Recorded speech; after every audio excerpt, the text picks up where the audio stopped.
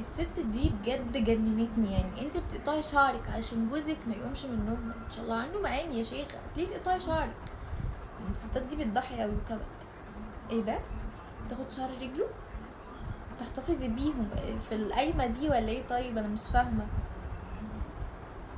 اكيد دي رجلك، اكيد انا حسيت ان هي رجلك. قبل اي حاجه بس ما تنسوش تعملوا اشتراك في القناه وتفعلوا الجرس وتعملوا لايك للفيديو ده، وتقولوا لي انتوا بتتابعوني منين، لان احنا عارفين انتوا منين. وكمان هتلاقوا الفيديو ده كامل على القناه. يلا بينا بقى ايه نكمل الفيديو. شوف هي ليه عملت كده اصلا وهو نايم يعني؟ طب ما تقومي، ليه تشدي شعرك ايه اللي انت عملتيه ده؟ انتوا مجانين يا جماعه ولا ايه؟ بجد انا مش فاهماك.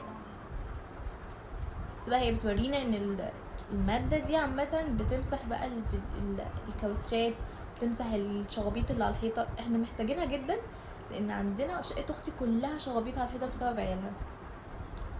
فالبتاعة دي حلوة قوي، لو في مصر اكيد هنجيبها يعني. تغسل الفراولة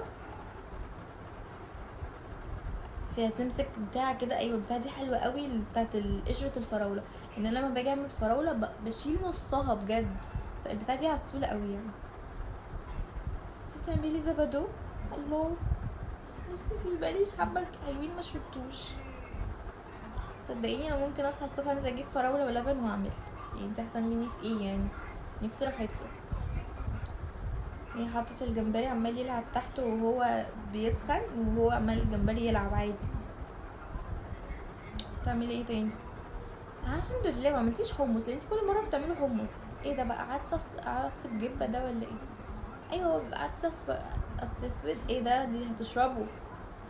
انتوا بتشربوا العدس عندكم ولا ايه؟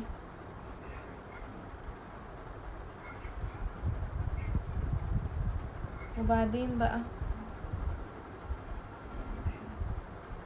انت عملتي فراخ؟ ليه بتعصري المنديل؟ طب يا جماعه الناس دي مقرفه. بتعصري المنديل ليه؟ طب ما فيهوش 30 اي لازم انت تعصريه. ما اللي هو هما جايبين الوايبس ليه يعني؟ الوايبس بيبقى فيها ميه ليه؟ ما عشان تغسلي ايديكي او تمسحي ايديكي. انتوا ناس غريبه جدا. انت عندك بوتاجاز عينين بس، احنا عندنا 4. احنا اغنى منكم. حلوه الحنفيه. مش عاجباني بيجامه اسمه ايه ده؟ كان طالع في فيلم كده وهو كان لابس اصفر في اصفر، بس ان هي كانت واقفه في حله عدس.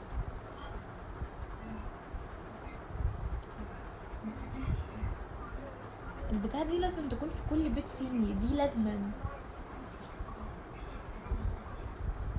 اغسلي القعده، اغسلي اغسلي.